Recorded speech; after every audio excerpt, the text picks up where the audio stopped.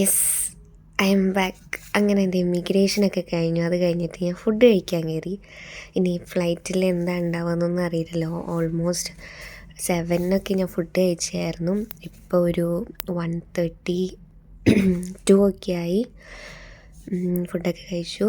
അങ്ങനെ ഞാനിത് ഫ്ലൈറ്റിൽ കയറി. 3:45 ഫ്ലൈറ്റ്. കയറി ഇരുന്നു, സെറ്റായി. ഇതിപ്പോൾ ഖത്തർ എയർവൈസിൻ്റെ നൈറ്റ് വ്യൂസാണ് ഇപ്പോൾ കണ്ടുകൊണ്ടിരിക്കുന്നത്. നല്ല അടിപൊളിയാണ്, നല്ല ലൈറ്റ്സൊക്കെ ആയിട്ട്. പിന്നെ എനിക്ക് ഉറക്കമൊന്നും വരാത്തതുകൊണ്ട് മൂവി വെച്ചു. തക് തക് എന്ന് പറഞ്ഞ മൂവിയായിരുന്നു. അതിൻ്റെ ഇടയ്ക്ക് ഒരു ജ്യൂസൊക്കെ കൊണ്ട് തന്നു, പിന്നെ ഫുഡ് കൊണ്ട് തന്നു, അത് കഴിച്ചു. നൈസായിരുന്നു. കണക്ഷൻ ഫ്ലൈറ്റ് ആയതുകൊണ്ട് കയറിയപ്പോൾ തന്നെ ഫുഡ് ഉണ്ടാവുമെന്ന് ഞാൻ പ്രതീക്ഷിച്ചിട്ടുണ്ടായില്ല. അതുകൊണ്ട് പക്ഷെ ഫുള്ള് ഫുഡ് തന്നെയായിരുന്നു. എൻ്റെ വയറെപ്പോഴും നിറഞ്ഞുകൊണ്ട് തന്നെ ഇരുന്നത്, ജ്യൂസും ഫുഡൊക്കെ ആയിട്ട് എപ്പോഴും. നൈറ്റ് ആയതുകൊണ്ട് നല്ല അടിപൊളി വ്യൂസായിരുന്നു പുറത്തുണ്ടായിരുന്നത്. ഞാനിപ്പോൾ ഇതേ ഫ്ലൈറ്റ് ഇറങ്ങി. 6:45 ഞാൻ ഫ്ലൈറ്റ് ഇറങ്ങിയത്. ഓൾമോസ്റ്റ് ഒരു 3.5 hours ലേ ഓവർ ടൈം ഉണ്ട്. പിന്നെ എയർപോർട്ടിൻ്റെ അകത്ത് ഇരിക്കേണ്ടി വരും. നല്ല അടിപൊളി എയർപോർട്ടാണ്. ഹലോ ഗൈസ്, ഇങ്ങനെ ഞാൻ ഖത്തർ ദോഹയിലെത്തിയിട്ടാണ്. ഇനി ഇവിടുന്ന് UK. ഇപ്പം നിങ്ങൾ കാണുന്നത് ഖത്തർ ദോഹ എയർപോർട്ടിൻ്റെ സീനറീസാണ്. നല്ല അടിപൊളിയാണ്, കിടിലൻ എയർപോർട്ടാണ്. ഒരു വൺ ടൈം മസ്റ്റ് സീൻ ആയിട്ടുള്ളൊരു എയർപോർട്ടാണ്. ഞാൻ അവിടെ ഒരുപാട് ചുറ്റിക്കറങ്ങി കണ്ടു. കുറേ സ്ഥലങ്ങളുണ്ട് കാണാൻ, കുറേ സീനറീസ് ഉണ്ട്. ഓൾമോസ്റ്റ് കുറേ ഗാർഡൻസ് പോലെ അവർ സെറ്റ് ചെയ്തിട്ടുണ്ട്. നല്ല രസമാണ് കാണാൻ. വൺ ഓഫ് ദി ബെസ്റ്റ് എയർപോർട്ടിനുള്ള അവാർഡ്സൊക്കെ കിട്ടിയിട്ടുണ്ട്. പിന്നെ ഇത് ഓൾമോസ്റ്റ് 2 years എങ്ങാണ്ടായിട്ടുള്ളൂ ഇതിൻ്റെ ഒരു ഫുൾ പണിയൊക്കെ കഴിഞ്ഞിട്ട്. നൈസാണ് കാണാൻ.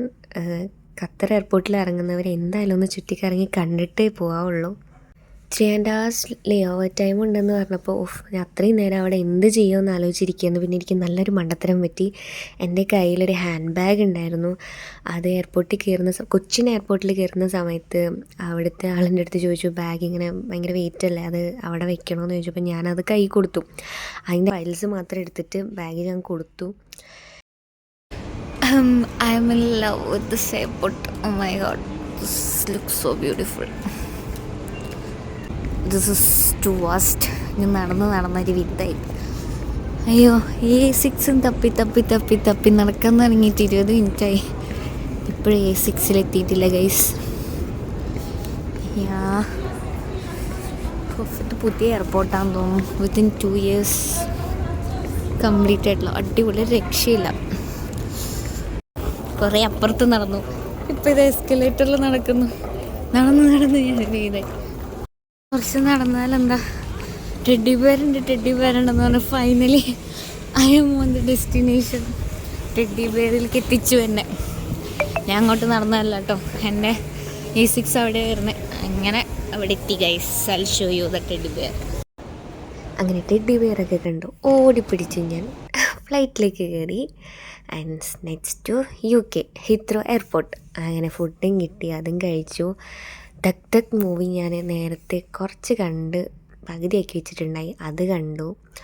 ഓൾമോസ്റ്റ് നമ്മൾ ദമാം എത്തി, പൊയ്ക്കൊണ്ടിരിക്കുന്നു. യെസ്, ലണ്ടൻ എത്താറായി. അങ്ങനെ ഞങ്ങൾ ഹീത്രോ എയർപോർട്ടിൽ ഇറങ്ങി. Finally going to see my man. Luggage എല്ലാം ചെക്ക് ഇൻ ചെയ്ത് ഞാനങ്ങനെ പുറത്തോട്ട് ഇറങ്ങുകയാണ്. യെസ്, അങ്ങനെ ഞാൻ കണ്ടു. അങ്ങനെ ഞാൻ എൻ്റെ കെട്ടിയുടെ അടുത്ത്